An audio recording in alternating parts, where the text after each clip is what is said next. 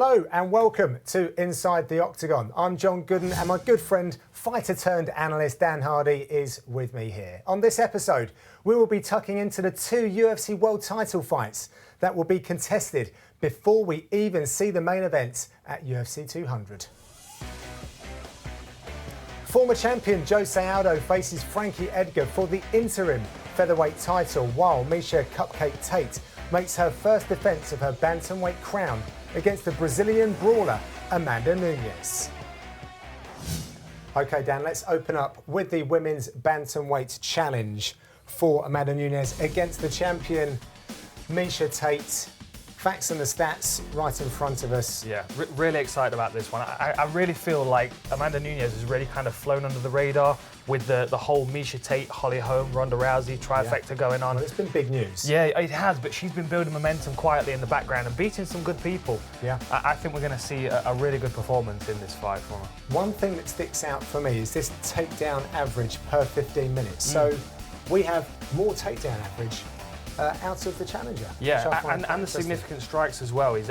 She does have a very high work rate, particularly with the ground and pound, but the takedown average, you've got to think about that, the background in judo and Brazilian jiu-jitsu is a really strong grappling base to build her striking game off, and she's American top team product, so we know those guys are well-rounded out there. Yeah, and she looks like she's very well cut out physically for this weight division. Perfectly sized for the weight class, yeah. Okay, well, let's talk about the challenger then. Okay. Let's get a little bit deeper with this. Like I said, I'm really excited about this. Her performance against Kat Zingano was the first thing that stood out to me. A beautiful leg kick on the inside. And one thing that you will notice all the way through her fights is her balance. Probably from her judo background, but her balance is absolutely amazing. When she gets in a top position, because she's not too bothered about whether the fight goes back to the feet or whether it stays in the ground and pound situation, she can be quite reckless. As we see in the striking here, beautiful front kick to the body against Shayna Baszler, who visibly is hurt by that, backs up, struggling to breathe.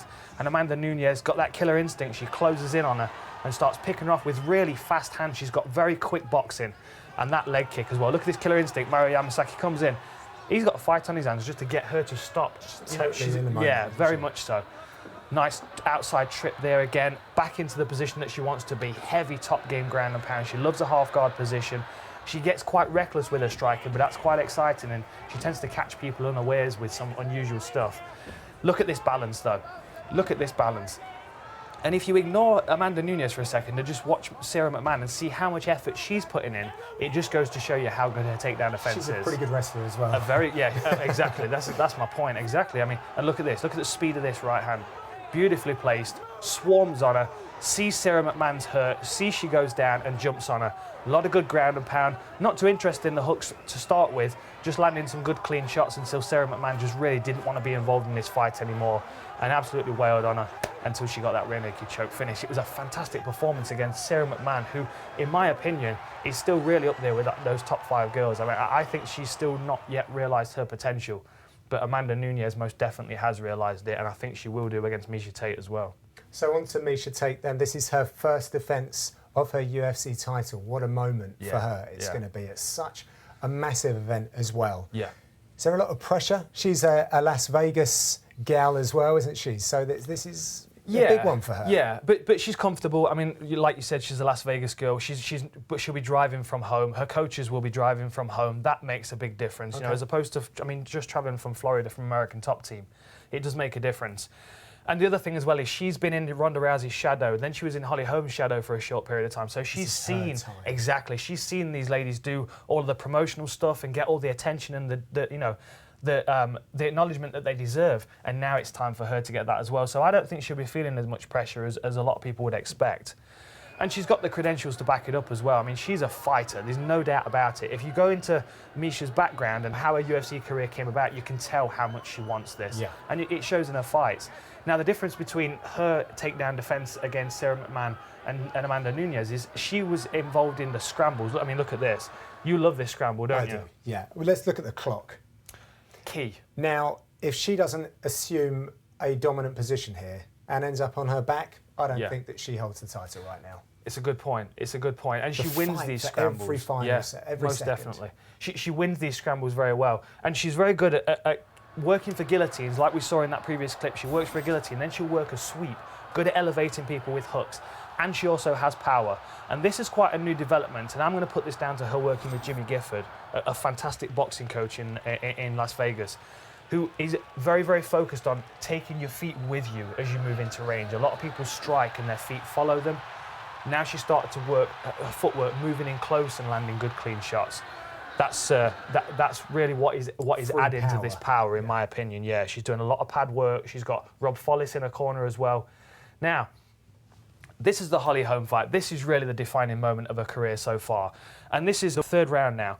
You've got to think the kind of pressure that she was under. Ronda Rousey beat her twice, and then Holly Holm beat Ronda Rousey. So that's like almost a step above. A lot of pressure going into this one, and she stuck to her game plan perfectly. And she used a few really nice things that I would like to point out to you. One of them being this. Now, she is controlling this arm of Holly Holm right now. Holly Holm's pulled this arm out of the way. Now she's going to start turning towards her knees. But what this control here does, this stifles her movement and allows Miesha Tate to get her hooks in. So if I play this through slowly, as you can see, Miesha Tate's working to step over to mount as Holly Holm's turning. But this control of this elbow here is slowing that movement down. So it allows Miesha Tate to get into a good position and to take Holly Holm's back. Look, the hook comes in here, and the next hook's going to come in. Now she's got control of her back. And she's still stifling that movement with that hand control just there. Yeah. Now, this was earlier on in the fight, and we know she won this fight by a rear naked choke, but this was almost a sign of things to come. She got to Holly Holm's back. She got a really good rear naked choke position in, and credit to Holly Holm for defending this. I mean, a lot of people wouldn't have got out of this. She really did have to hand fight to get out of this. But then we're into the last round of the fight, and look at this. Here we are now. Miesha Tate sinking in that rear naked choke, and Holly Holm knows her belt's on the line. She tries a last-ditch attempt. But that squeeze just there, that is years and years and years of preparation for this moment. As well. That squeeze just there is years and years of effort to get to that position. When she was locked onto that rear naked choke, knowing that was her last effort to get that belt in that fight, she was never going to let go of that. Minute detail. Minute. It's all about the heart for Miesha Tate. That's really what stands out in her fights. She wants it more than her opponents a lot of the time. Is she quick enough, though? Is she quick enough against Amanda Nunes? This is my concern in the striking range, and I'm sure this is going to be something that her team have pointed out as well, because Amanda Nunes is very quick. Yeah. She has fast hands, she puts her strikes together very well, and she's got that good judo background, so she can stifle the wrestling offensive of Miesha Tate. Whether she does or not, who knows? She might want to engage in a ground fight. She might take Miesha Tate down to the ground. But in my opinion, she does have the ability to dictate that to a certain extent. And if it stays in the striking range, that's where Miesha's going to struggle. OK. This one for the gold. It's a great fight. Now we turn to the featherweight division. Two former UFC champions contest an interim title to determine who will be next to face Conor McGregor. It's Jose Aldo versus Frankie Edgar in a long-awaited rematch.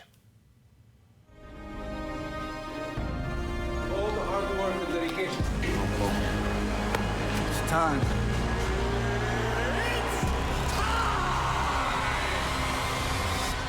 Dan, I love the fact that we get to use these UFC promos. The ones for 200. Yeah, goosebumps every time.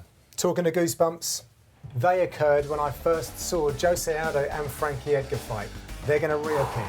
Yeah. But now both of these guys. Yeah, me too. It's bittersweet, this one, because I don't want to see either guy lose. I want to see them both progress and continue to do well. I learned so much from watching both of these guys as well. We don't really need to define all of this stuff. I mean, it's all impressive, but we know so much about these guys already. We know the experience they bring in. We know the stature is fairly evenly matched. We also know the tenacity that both of them, former champions, both chasing that belt again. But, you know, we've got to talk about that first fight. A lot happened in that 25 minutes, and there's a lot to draw from, a lot to take from that to move into this rematch for both fighters, for both camps to read from. Play that funky playlist. Let's get into it. The first thing that stood out, talking about Frankie Edgar coming down from lightweight, everyone said his speed was his advantage at lightweight. That's right. Will it be his advantage at featherweight? In my opinion, in the earlier rounds at least. Not so much. No, not so much. Aldo was able to move backwards to land really clean shots, but then land some of these really nasty low kicks that really started to take the base away from Frankie Edgar. And I wish he'd have stuck with it, but he didn't. I don't know why he started to pull back a little bit. And I'm going to show you why I would like him to stick with it. We've talked about this before. You know what I'm going to say. Yeah. I love Frankie Edgar. He does so many things very well, but there's one thing that he does over and over again, which scares the life out of me when he's fighting someone with low kicks like Aldo. And it's this tightrope that he's standing on. This is the first one I'm going to show you, but there's the next clip. But just look at the line that his feet are on here. He's standing, he's got such a narrow stance, so when you start chopping at that leg, that's when his base is being taken away. It's like when the boxer first decides that he wants to do MMA or even Thai boxing. Yeah. You end up just buckling. Yeah. I graze my knee a lot from that happening. Exactly. That front leg gets eaten up. And one way for him to avoid that would be to not use this cross step that he uses. There it is, look, his feet are crossed at that point. His feet are in a line. That is very dangerous against Aldo. And if you watch his footwork, he does this nice little step back, he does a little switch, and then his front foot crosses over. And this is the danger. Yes. There, look. It's wrong. It is. Just everything about that weight distribution is wrong. It's wrong for boxing and it's wrong for MMA. And it's also very, very dangerous at this range. He can do this. If he was standing on the outside of this black line here, he'd be fine with that. But in kicking range, you just can't get away from it. So if we look at the line that he's standing on, he's facing Aldo. So we've got to draw the line towards Aldo.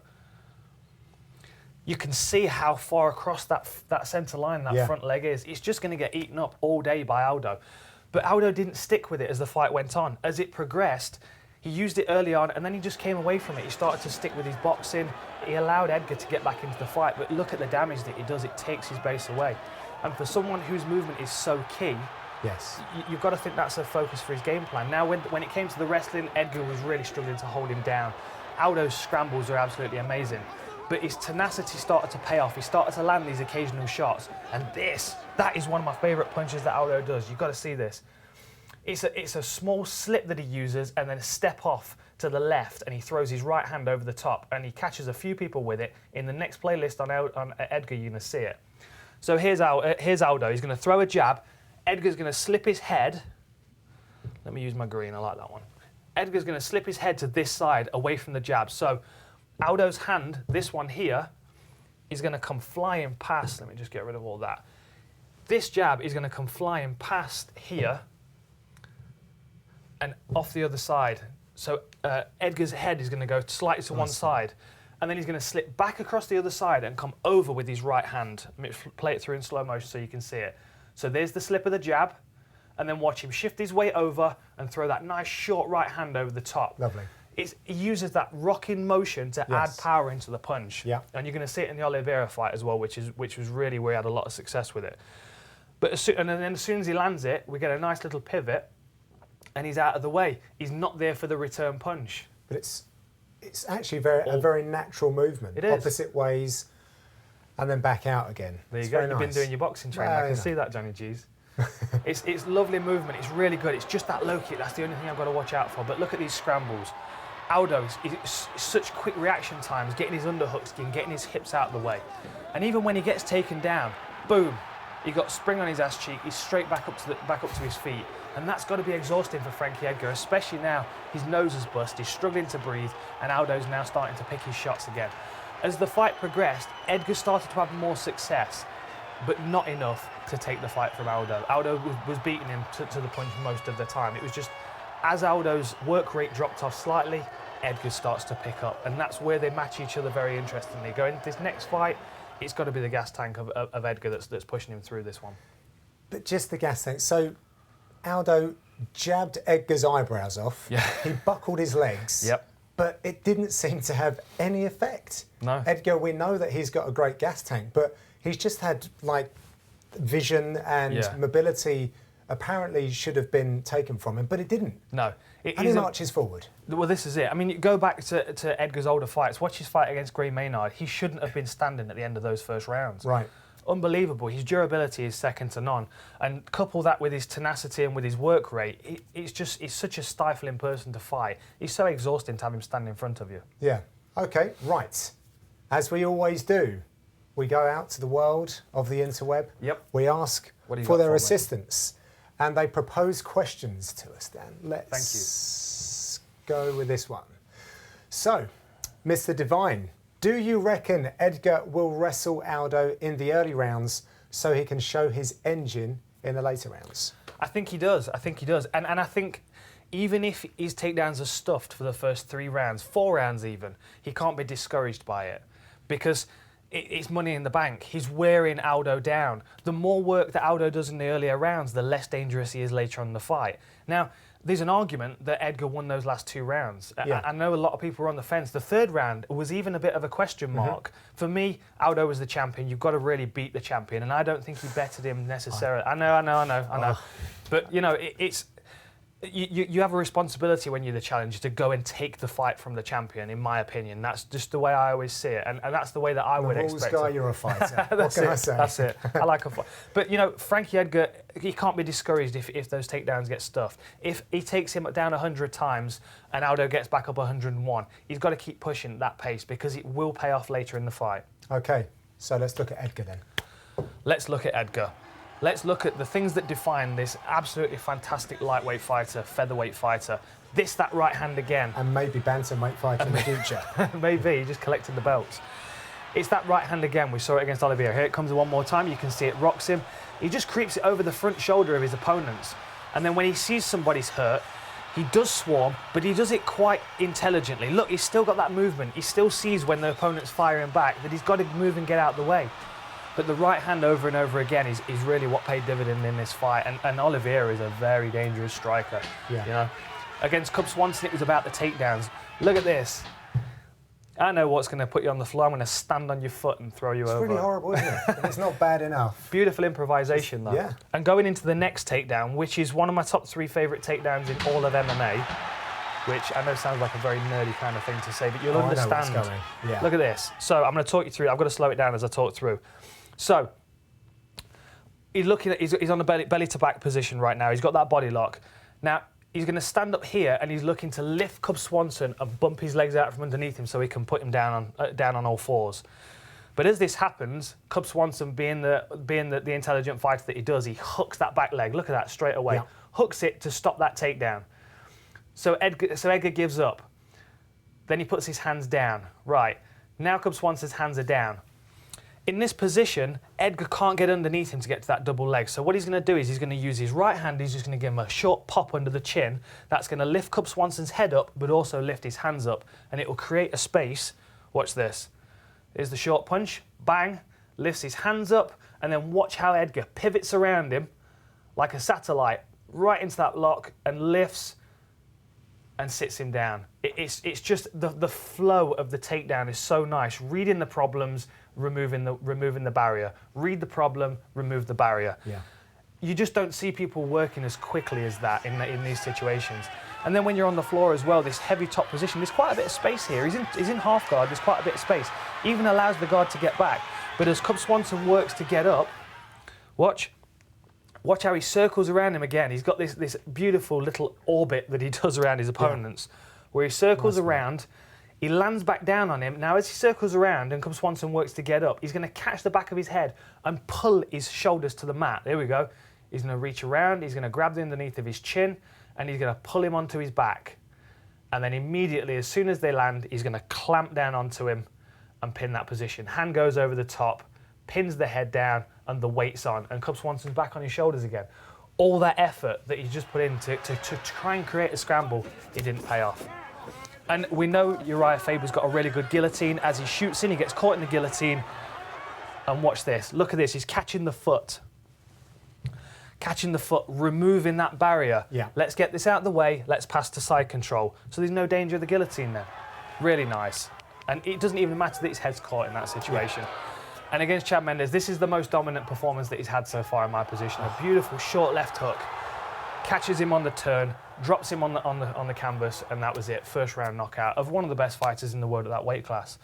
It just seems to be going from strength to strength. You know, you look at Frankie Edgar and you think at some point soon he's going to start to slow down. He has to. He's had some wars, but they just seem to make him better. Both Aldo and Edgar, this is a really key time for them in their careers. They're both looking for the official featherweight gold. However, that is sitting with Conor right now, and he seems to have other ambitions. Very important fights. Yes, it Let's is. look at the Aldo side of things. Let's look at Aldo. Again, one of my favourite fighters. He's such a nice guy, he's so personable, but you get him in there and he switches on and he's dangerous at every range. Look at this low kick, this chop low kick, left hook, chop low kick.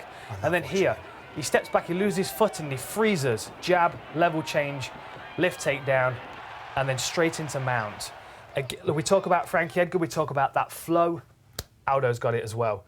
And we go into the Lammers fight, and this is what I would like to see in the Frankie Edgar fight, not for Frankie Edgar's benefit by any means, because this is really going to do a lot of damage to that front leg, but chopping away at the base. Watch what he does to Lammers in this fight. Look how he just chops him away, chops his front leg down. Yeah, really nice. And how he couples it with the left hook. Here, look. He faked that. He faked like he was going to throw the low kick to left hook. It's a masterclass of Muay Thai, a very classically trained fighter that has an unusual amount of speed when it comes to this. He's taken other featherweights out in ways that most people would not even dream of, just given the pure speed that he can generate and the power that... I mean, Joe Rogan always talks about the fact that he's got a soccer background, the football background. I don't see the correlation. No, actually, this is from hours and hours of kicking pads. Yeah, this is from hours and hours of Muay Thai training, working with Andre Pederneiras, Pedro Hizo, the low kick master himself. Yes. I mean, they are vicious low kicks. That changes the fight entirely. Now, the Chad Mendes fight, I do want to touch on this because he took more shots in this fight than we've ever seen before, but he also fought very aggressively. I think there was a lot of trash talking going into this fight. Yeah, obviously, he got that first win against Chad Mendes, which didn't sit well with Mendes. I think one of the only losses on his record, I believe. Was this one at home for Aldo as well? Yeah, I think it was. But he fought aggressively. He made a few mistakes, but the things that he did well, he did amazingly. And look at this bump. We've spoken about this before as well. He gets taken down, he lands, watch him, he bumps in one direction to create space. So he's going to bump off his right foot and then immediately switches his hips in the air to land and then bump the opposite way. I mean, you just don't see that kind of thing happening. Most people can't react that fast, most people can't move that fast, but when you've got a guy like Frankie Edgar in front of you, if you're going to get back to your feet when you get taken down, you have to move like this. He's the definition of fast twitch athlete. Most definitely, most definitely. But you can see the aggression in this fight. You can see the disdain that he had for Chad Mendes as he just walked him down. There was a lot less concern about taking punches from Chad Mendes. There was a lot less concern about what happens in the 4th and 5th round of this fight. This was all about first round, I'm going to put 100 miles an hour on you and stop you like I did in the first fight. And it didn't come about, but I liked that pace and that tenacity that he put on. If he can maintain that, I don't see anybody in the world beating him. But the one chink in his armour is that he does slow down over 5 rounds. And we talk about Frankie Edgar. What's his strength? He picks up over 5 rounds. Does that mean that we're going to see the WEC version of Aldo, do you think? I don't know, but I mean, look at that Uriah Faber fight where he just destroyed that front leg. I mean, I saw Faber a couple of days after that and he was on crutches. I've never seen bruising like that. And if he can take away that movement of Frankie Edgar, even if he does slow down later on in the fight, Edgar's not nearly going to be as dangerous if he doesn't have that lateral movement. I don't know. He did last time. Almost.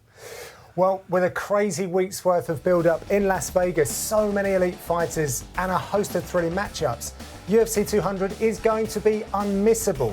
Remember, we have a total of 5 Inside the Octagon episodes for International Fight Week. As always, we'd love to know your feedback and thoughts, so keep those coming below and on social media with the hashtag Inside the Octagon.